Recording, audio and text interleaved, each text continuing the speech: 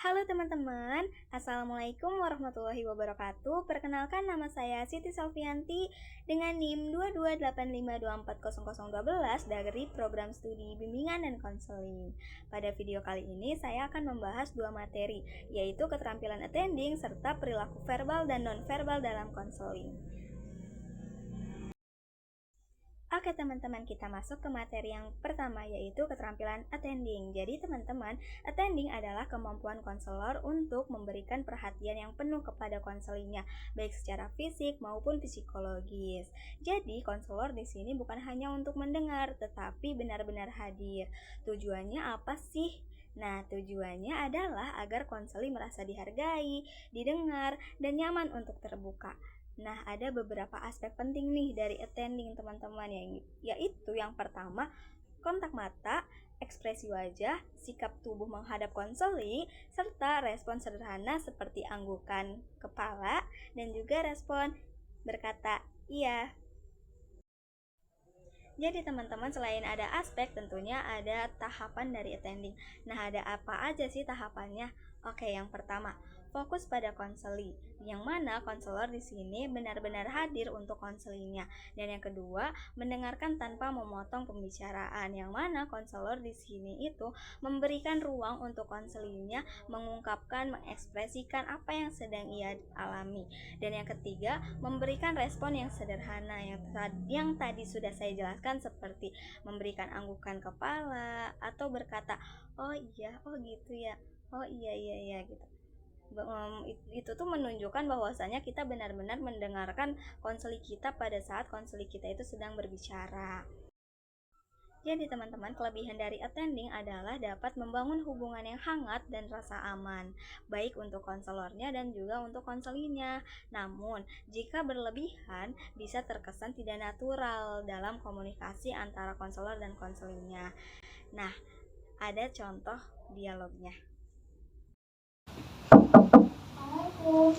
Waalaikumsalam. Hai, halo, silakan masuk. Makasih banyak. Mau duduk di mana? Di sini aja mungkin, Bu. Oh iya, oke. Bagaimana duduknya? Apakah sudah nyaman? Alhamdulillah sudah.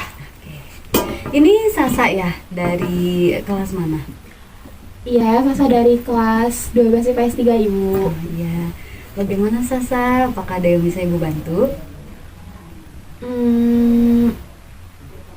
Saya sebetulnya lagi dalam kondisi yang kurang baik ya, Bu. Jadi saya memang perlu bantuan gitu. Saya lagi bingung karena saya merasa saya insecure. Saya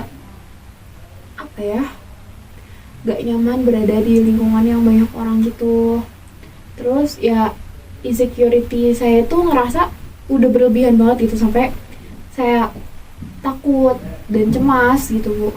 Oke, berarti Sasa kesini untuk meminta bantuan Ibu ya, untuk mengatasi masalah insecurity yang dihadapi oleh Sasa. Betul. Nah, kira-kira saat ini apa kabarnya? Gimana kabarnya Sasa? Apakah baik? Kalau secara fisik sih ya mungkin seperti yang bisa Ibu lihat ya, saya insya Allah dalam kondisi yang baik. Cuman seperti yang saya ceritakan tadi ke Ibu, kalau di sisi lain saya gitu ada perasaan-perasaan yang saya nggak nyaman, Bu. Jadi ya itu tadi, security. Saya merasa. Nah teman-teman, dari contoh dialog yang tadi, attending ini terlihat dari kontak mata, anggukan kepala, dan respon sederhana dari konselornya kepada konselingnya. Nah teman-teman semua, materi yang pertama sudah dijelaskan. Selanjutnya kita ke materi yang kedua, yaitu keterampilan verbal dan nonverbal dalam konseling. Jadi teman-teman, perilaku verbal adalah komunikasi dengan kata-kata. Nah, sedangkan nonverbal adalah seperti ekspresi wajah, gestur tubuh, dan juga nada suara atau nada bicara seorang konselornya. Nah, tujuannya itu apa sih? Nah, jadi teman-teman, tujuannya itu untuk membantu konselor memahami perasaan konseli dan juga menunjukkan empatinya. Nah, kalau contoh dari perilaku verbal atau komunikasi verbal itu adalah pertanyaan, parafrase, dan juga klarifikasi. Sedangkan contoh nonverbal adalah kontak mata, ekspresi wajah, dan juga bahasa tubuh. Nah, tahapannya itu adalah yang pertama, mendengarkan, yang kedua, memberi respon verbal, yang ketiga, didukung nonverbal yang sesuai. Jadi di sini konselor itu selain untuk mendengarkan konseli, tetapi konselor juga akan memberikan suatu timbal balik gitu tuh teman-teman, seperti respon verbalnya, baik itu dari kata-kata, dan juga konselor itu harus memberikan gestur tubuh bahwasanya ia menunjukkan bahwa ia benar-benar hadir untuk mendengarkan konseli pada saat konseli membutuhkan kita. Nah, teman-teman, jadi kelebihan dari perilaku verbal dan verbal dalam konseling ini adalah jadi lebih efektif dan lebih empatik. Nah, sedangkan kekurangannya adalah bisa terjadi salah tafsir nih teman-teman, terutama pada nonverbal. Kadang kalau kita misalkan kayak gerak dikit gitu tuh, jadi konseli kadang ngerasa kok kayak nggak didengerin ya. Nah, jadi kadang kekurangannya tuh seperti itu.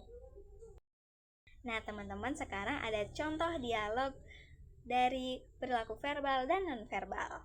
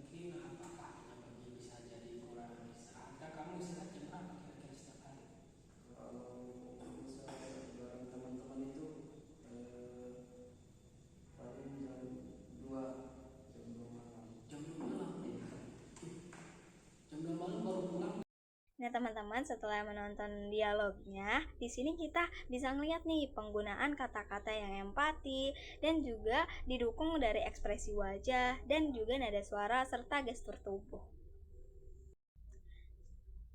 Nah, teman-teman, sudah di penghujung video yang mana kesimpulan dari materi yang sudah kita bahas adalah keterampilan attending serta perilaku verbal dan nonverbal sangat penting nih dalam sesi konseling karena untuk membantu membangun hubungan yang lebih nyaman dan membuat konseling merasa dipahami. Nah, sekian video dari saya, Siti Salvianti. Mohon maaf apabila ada kekurangan. Wassalamualaikum warahmatullahi wabarakatuh.